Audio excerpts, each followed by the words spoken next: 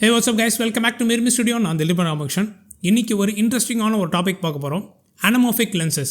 சூரிய பிராண்ட்லேருந்து வந்திருக்கக்கூடிய 20mm T1.8 auto focus anamorphic lens. ஒரு 3 மாதத்துக்கு முன்னாடி இவங்க 40mm anamorphic auto focus lens வந்து ரிலீஸ் பண்ணியிருந்தாங்க. 1 லட்சத்துக்கு கீழே வித் ஆட்டோ ஃபோக்கஸ் ஃபீச்சரோட anamorphic lens வர்றது ஒரு அருமையான விஷயம். சூரிய பிராண்ட் வந்து அழகாக இருக்கக்கூடிய எல்லா ஃபேமஸான மவுண்ட்ஸுக்கு எல்லாத்துக்குமே ரிலீஸ் பண்ணியிருந்தாங்க. அந்த வகையில் அதே சீரீஸில் இப்போ 20mm equivalent full frame equivalent பார்த்துக்கிட்டோம்னா 22mm full frame equivalent super 35 anamorphic auto focus lens இதுதான். For Sony E mount, Fuji X mount, Nikon Z mount, micro four third and then Leica L mount. Last time 40mm anamorphic lens வந்தபோது auto focus ஃபீச்சரோட வந்தபோது அது வந்து Lyca L மவுண்ட்டுக்கு இல்லாமல் இருந்துச்சு. But இப்போ அதிகமான எல் மவுண்ட் யூசர்ஸ் கேட்கறதுனால இந்த 20mm லென்ஸ் வந்து லைக்காவோட எல் மவுண்ட்டும் வர மே மாதத்துலேருந்து அவைலபிளாக இருக்குன்னு சொல்லியிருக்காங்க. இந்த லென்ஸ் வேறு ஜஸ்ட் 480 கிராம்ஸ் மட்டும் தான் வெயிட் இருக்குது. ஸோ 1/2 கிலோக்கு கீழே இருக்கக்கூடிய ஆட்டோ ஃபோக்கஸ் ஃபீச்சர்ஸ் கொண்ட anamorphic லென்ஸ். anamorphicனா என்னங்க? ரொம்ப நேரமாக anamorphicனு சொல்லிட்டு இருக்கீங்க. anamorphicனா என்ன அப்படின்னா சிம்பிளாக சொல்லுவோம். ஸோ anamorphic அப்படிங்கிறது உங்கள் லென்ஸ் வழியாக உங்கள் சென்சாருக்கு ப்ரொஜெக்ட் ஆகக்கூடிய அந்த வெளியில இருந்து வரக்கூடிய அந்த பிக்சரை ஹரிசாண்டல் வைஸ் கம்ப்ரஸ் பண்ணி உங்கள் சென்சாரில் பதிவேற்றும். இதை நீங்கள் போஸ்ட் ப்ரொடக்ஷனில் திரும்பியும் அந்த ஸ்குவீஸ் ஆன விஷயத்தை திரும்பியும் நீங்கள் வைடாக காமிக்கும் போது ஒரு அதிகப்படியான வைடான ஒரு சினிமேட்டிக் லுக்கு கிடைக்கும். ஸோ நார்மல் லென்ஸில் பார்க்கக்கூடிய விஷயத்தை விட இந்த anamorphic லென்ஸ் வழியாக நீங்கள் பார்க்கக்கூடிய விஷயம் நிறைய வைடாக பார்க்கலாம். ஒரு சினிமேட்டிக் ஒரு லுக்கு கிடைக்கும். ஆஸ்பெக்ட் ரேஷியோவில் பார்க்கக்கூடியது. இதுதான் சிம்பிளாக சொல்லணும்னா. இதை பற்றி தெளிவாக தெரிஞ்சுக்கணும்னா செப்பரேட்டாக இன்னொரு வீடியோ செய்யலாம். ஸோ இந்த லென்ஸ் வந்து 1.33 டைம்ஸ் anamorphic ஸ்குவீஸ். பல வகையான anamorphic ஸ்குவீஸ் இருக்குங்க. 1.3 டைம்ஸ் இருக்குது, 1.5 டைம்ஸ், 1.6 டைம்ஸ், 1.8 டைம்ஸ், 2 டைம்ஸ். அதாவது 2 மடங்கு ஹரிசாண்டல் வைஸ் ஸ்குவீஸ் பண்ணி உங்களுக்கு அந்த வைடான ஒரு சினிமேட்டிக் லுக்கை வைடு லுக்கை வந்து கொடுக்கும். ஸோ இந்த லென்ஸ் வந்து இந்த ஸ்வீட் ஸ்பாட் ஆனால் 1.33 டைம்ஸ். ஏங்க 1.33 டைம்ஸில் இருக்காங்க, ஏன் 1.8 கொடுக்கல, ஏன் 2 டைம்ஸ் கொடுத்துருந்தா நிறையா வைடாக கிடைக்குமே அப்படின்னு நீங்கள் கேட்கலாம். பட் இந்த 1.33 டைம்ஸ் அப்படிங்கிறது ஒரு ட்ரூ டு லைஃப், ஒரு ரொம்ப ஆர்டிஃபிஷியலாக இல்லாமல் ரொம்ப ஒரு நேச்சுரலான லுக்கும் கொடுக்காம உங்களுக்கு வந்து ரெண்டுக்கும் ஒரு இன்பிட்வீன் ஒரு ரேஞ்ச் மாதிரின்னு வச்சுங்களேன். ஸோ ரொம்பவும் பயங்கரமான ஆர்டிஃபிஷியலாக வந்து வைடாக காமிக்காமல் அதே நேரத்தில் உங்களுக்கு anamorphic அந்த வைடான ஒரு சினிமேட்டிக் லுக்கு வந்து இந்த 1.33 டைம்ஸ் வந்து கொடுக்குது. அந்த வைடான லுக்கு மட்டும் கிடையாது, உங்களுக்கு anamorphicனு சொன்னாவே அதில் பார்க்கக்கூடிய அந்த ஃப்ளேயர்ஸ் இருக்குல்ல, லைட் ஃப்ளேயர்ஸ் வந்து ஹரிசாண்டலாக போகும். அதுவுமே வந்து பார்த்திங்கன்னா நேச்சுரலான ஒரு லுக்கு கொடுக்கும். ஸோ இந்த லென்ஸ் வந்து சூப்பர் 35 anamorphic லென்ஸ். இது வந்து ஒரு ஏபிஎஸ்சி மாடலில் பாடியில் யூஸ் பண்ணக்கூடிய லென்ஸு. இது ஏன் ஃபுல் ஃப்ரேமில் யூஸ் பண்ண முடியாதான்னு கேட்டால் யூஸ் பண்ணலாம், தாராளமாக யூஸ் பண்ணலாம். அதே நேரத்தில் லைட்டாக அந்த எட்ஜஸில் வந்து இந்த வினியேட்டிங் வரதான் செய்யும். ஃபுல் ஃப்ரேம் கேமராவில் நீங்கள் யூஸ் பண்ணும்போது நீங்கள் ஏபிஎஸ்சி மோடு போட்டு யூஸ் பண்ணுறதா இருந்தால் இன்னும் சிறப்பாக இருக்கும். இந்த லென்ஸோட அந்த இமேஜ் ஃபார்மிங் சர்க்கிள் வந்து 37mm இது வந்து கொடுக்கும் அப்படின்னு சொல்லியிருக்காங்க. ஒரு ஃபுல் ஃப்ரேமுக்கு 43.3mm வந்து கொடுக்கணும். இதில் வந்து 37mm வந்து அந்த சர்க்கிள் ஃபார்ம் பண்ணணும், இமேஜ் ஃபார்மிங் சர்க்கிள். அதனால் வந்து பார்த்திங்கன்னா அந்த சென்சாரோட அந்த கார்னரில் வந்து பார்த்திங்கன்னா லைட்டாக வினியேட்டிங் இருக்கும். அது நீங்கள் போஸ்ட் ப்ரொடக்ஷனில் சரிப்படுத்தலாம். இல்லை நீங்கள் ஒரு வினியேட்டிங் அப்படிங்கிற ஒரு விஷயம் நேச்சுரலாக ஒரு ஸ்டோரி டெல்லிங்காக நீங்கள் வைக்கிறீங்க அப்படின்னா அது ஒரு பெரிய விஷயமா இருக்காது. இப்போ வந்து இந்த எப்படி சொல்கிறது, ரோலிங் ஷட்டர் இருந்தால் அது நல்லா இருக்காது, இப்படி இருந்தால் நல்லா இருக்காது, நிறைய பேச்சு அடிபட்டுருக்கு. ஒரு சினிமா எடுக்கிறீங்க அப்படின்னா அதில் வந்து கதையாக நீங்கள் வந்து ஒன்றி போவீங்களே தவிர பிக்சர் இப்படி இருக்குது இது அப்படி இருக்குதுன்னு யாருமே மேக்ஸிமம் அவங்க ஒரு சினிமாட்டோகிராஃபராக இருந்தாலுமே ஒரு சினிமா பார்க்கும்போது கதையோடு ஒன்றி போயிடுவாங்களே தவிர அதில் லைட்டிங் சரியில்லை, இந்த இடத்துல இப்படி சரியில்லை, விஎஃப்எக்ஸ் சரியில்லைன்னு மேக்ஸிமம் 99% யாருமே அந்த நேரத்தில் கவனிக்க மாட்டோம். ஸோ இது ஒரு சூப்பர் 35 லென்ஸாக இருந்தாலும் ஏபிஎஸ்சி ஃபார்மேட்டுக்காக கிராப் சென்சருக்காக உருவாக்கப்பட்ட லென்ஸாக இருந்தாலும் இதை நீங்கள் ஃபுல் ஃப்ரேம்லேயும் யூஸ் பண்ணலாம். எவ்வளோ anamorphic லென்சஸ் வந்துகிட்டு இருக்கு. பட் anamorphic லென்ஸாக இருந்தாலும் அது எல்லாமே வந்து பார்த்திங்கன்னா சினிமா லென்சஸாக இருக்கிறதுனால மேனுவல் ஃபோக்கஸில் மட்டும் தான் கவனம் செலுத்தியிருப்பாங்க. பட் இதில் வந்து சூரிய என்ன பண்ணியிருக்காங்க அப்படின்னா ஆட்டோ ஃபோக்கஸ் வந்து எங்களோட ப்ரிசைஸான ஈவன் ஐ ட்ராக்கிங் கூட சப்போர்ட் பண்ணக்கூடிய அளவுக்கு எங்களோட auto focus stepping motor STM stepping motor வந்து வச்சுருக்கிறோம். அதனால் வந்து ரொம்ப fast and precise auto focus வந்து ஒர்க் ஆகும்.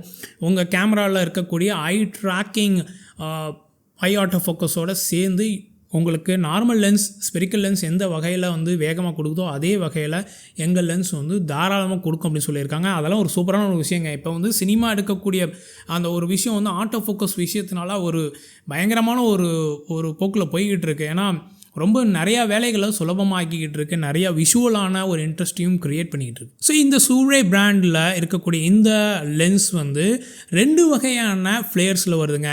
உங்களுக்கு ப்ளூ கலரில் ஒரு எப்படி சொல்கிறதுனா ஒரு ஹாரர் மூவி, ஒரு ஹாலிவுட்டில் நீங்கள் பார்க்கக்கூடிய லெவலுக்கு ஒரு சைஃபை மூவியில் வரக்கூடிய அளவுக்கு ப்ளூ கலரில் இருந்த ஃப்ளேயர்ஸ் வேணுமா, இல்லை நியூட்ரலான ஃப்ளேயர்ஸ் வேணுமா? இந்த நியூட்ரலான ஃப்ளேயர்ஸ் என்ன பண்ணும் அப்படின்னா, அங்கே இருக்கக்கூடிய அந்த ஆப்ஜெக்ட்லேருந்து வரக்கூடிய என்ன கலரில் லைட்டு உள்ள வருதோ அதை அப்படியே ரிஃப்ளெக்ட் பண்ணும்.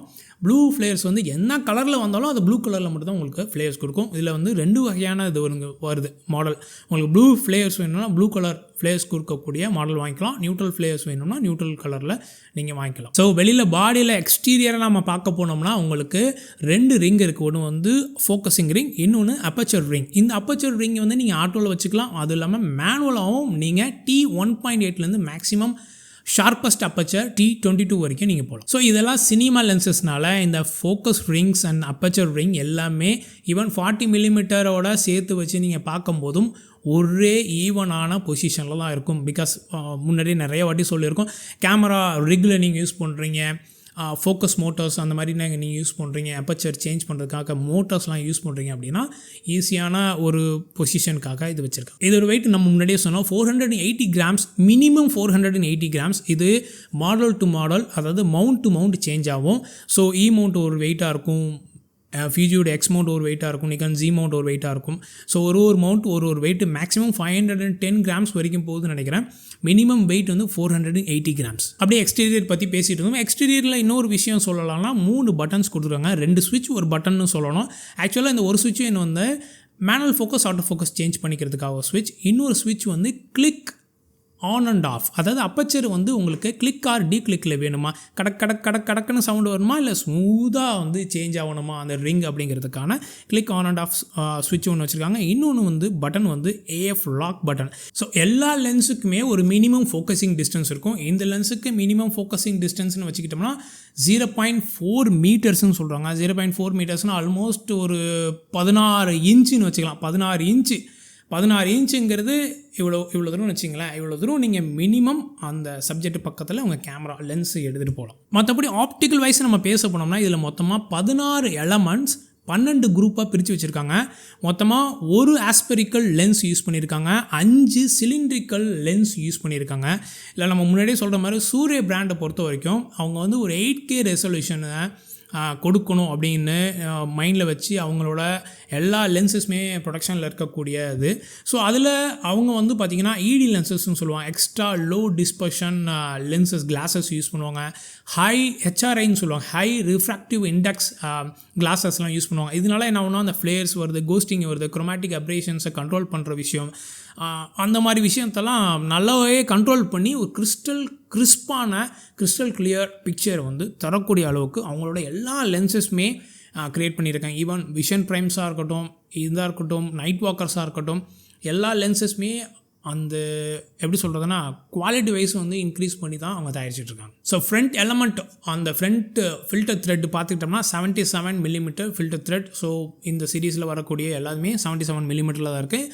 ஸோ உங்களோட ஃபில்டர்ஸை ஏதாச்சும் நீங்கள் யூஸ் பண்ணுறதா இருந்தால் 77 மில்லிமீட்டர் ஃபில்டர் த்ரெட் நீங்கள் யூஸ் பண்ணுற மாதிரி இருக்கும்.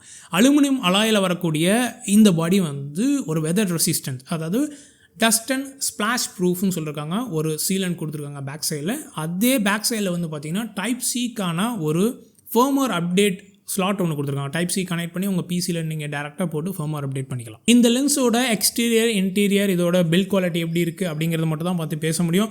ஆப்டிக்கல் வைஸ் பர்ஃபார்மன்ஸ் அப்படிங்கிறது யூஸ் பண்ணி அதை வந்து ஒரு ரிவ்யூ பண்ணுறவங்களால தான் சொல்ல முடியும். இப்போ போயிட்டு நம்ம ஆப்டிக்கல் பர்ஃபார்மன்ஸ் இப்படி இருக்குது அப்படி இருக்குலாம் சொல்ல முடியாது. பட் ஞாபகத்தில் வச்சுங்க, இது ஒரு சினிமா லென்ஸில் சென்டரில் வந்து செம்ம ஷார்ப்பாக இருக்கும். எட்ஜஸில் போக போக அதோட சாஃப்ட்னஸ் வந்து கொடுக்க தான் செய்யும். அந்த சாஃப்ட் பிளர் இருக்கும். இது வந்து கம்ப்ளீட்டாக சென்டர் டு எட்ஜஸ் வந்து ஷார்ப்பு கொடுக்க முடியாது. ஒரு சினிமா ஒரு ஸ்டோரி பார்க்குறீங்க ஒரு வீடியோ பார்க்குறீங்க அப்படின்னா சைடில் ஷார்ப்பாக இருக்க வேண்டிய அவசியமே கிடையாது. அதுலேயுமே anamorphic லென்சஸில் சைடில் வந்து ஷார்ப்னஸ் கண்டிப்பாக இருக்காது. சைடில் போக போது உங்களுக்கு வந்து கம்ப்ரஸ் ஆகுது, அந்த கம்ப்ரெஷன் ரேஷியோ இருக்குது, ஹரிசாண்டல் வைஸ் உங்களுக்கு கம்ப்ரஸ் ஆகுது. ஸோ அதனால வந்து இந்த கண்டிப்பாக ஷார்ப்னஸ் இருக்காது. இதில் என்ன சொல்கிறாங்க அப்படின்னா anamorphic லென்சஸில் பொதுவாகவே பேரல் டிஸ்டார்ஷன் இருக்கும். அதாவது நடுவில் பல்ஜான மாதிரி சைடில் இப்படி போகும், இதுதான் பேரல் டிஸ்டார்ஷன். பட் இதில் பின்குஷன் டிஸ்டார்ஷன் இருக்குது அப்படின்னு சொல்கிறாங்க. பின்குஷனுங்கிறது சென்ட்ரல் அப்படி உள்வாங்கி சைட்லேருந்து இழுத்து வந்த மாதிரி இருக்கும். ஸோ இதுதான் பின்குஷன் டிஸ்டார்ஷன். ஸோ இந்த லென்சஸில் என்ன சொல்கிறாங்க அப்படின்னா பொதுவாகவே ஒரு anamorphic லென்ஸில் பேரல் டிஸ்டார்ஷன் தான் இருக்கும், பட் இதில் பின்குஷன் டிஸ்டார்ஷன் இருக்குது அப்படின்னு சொல்கிறாங்க. இதெல்லாம் வந்து எப்படி அவங்களோட அந்த லென்ஸ் எலமெண்ட்ஸோட அந்த பில்டை வந்து சேஞ்ச் பண்ண ஒரு விஷயங்கள் மாறும். ஸோ இன்றைக்கி இவ்வளோ விஷயங்கள் நம்ம பார்த்துருக்கோம். சூரிய பிராண்ட்லேருந்து வந்திருக்கக்கூடிய அந்த 20mm 1.33 times anamorphic autofocus lens for Sony E mount, Fuji X mount, Nikon Z mount, MFT Micro Four Third and Leica L mount. So இந்த லென்ஸை பற்றி சொல்லியிருக்கக்கூடிய நிறைய டெக்னிக்கல் டீட்டெயில்ஸ் உங்கள்கிட்ட ஷேர் பண்ணியிருக்கேன். இந்த வீடியோ பிடிச்சிருந்துச்சுன்னா அந்த லைக் பட்டனை தட்டி விடுங்க. சப்போர்ட் பண்ண நினச்சிங்கன்னா சப்ஸ்கிரைப் பண்ணுங்கள். இந்த மாதிரி இன்னொரு இன்ஃபர்மேட்டிவ் வீடியோவில் உங்களை வந்து சந்திக்கிறேன். இது Mirror Me Studio, be care one with you. Bye by.